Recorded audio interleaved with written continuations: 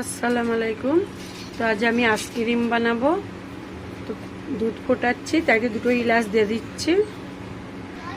তো দুধটা ফুটে গেছে, আমি চিনি দিয়ে দিচ্ছি, দিয়ে এটা ভালো করে আবার ফুটতে নেব। অল্প একটু কাস্টার্ড পাউডার গুলে দিচ্ছি, দিয়ে আবারও নেড়ে ফুটতে নেব।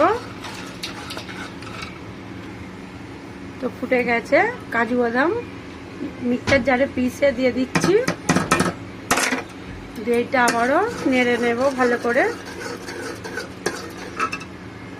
তো দেখতেই পাচ্ছেন পারফেক্ট আইসক্রিমের দুধ রেডি।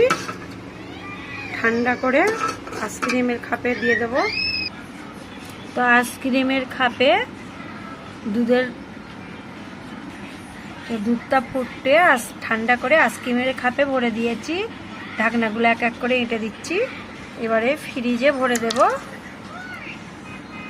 ঢাকনাগুলো আটা হয়ে গেছে, দেখতেই পাচ্ছেন। ফ্রিজে ভরে দেবো এবারে।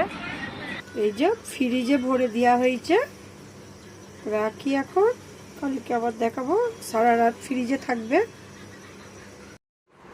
তো আইসক্রিমটা কাল রাত্রে ফ্রিজে দিয়েছিলাম। তো দেখুন আইসক্রিমটা পুরো রেডি হয়ে গেছে। তো আইসক্রিমটা বের করে আমি এই হাঁড়িতে পানিতে দিয়ে রেখেছিলাম। তারপরে আইসক্রিমটা এরকম খুলে গেল। তো সব আইসক্রিমগুলোই খুলে যাবে। এটা খুলতে লেট হচ্ছে, ভিডিওটা অনেক বড় হয়ে যাবে, তাই জন্য বন্ধুরা রাখি। ভালো লাগলে সাবস্ক্রাইব, লাইক, কমেন্ট করবেন।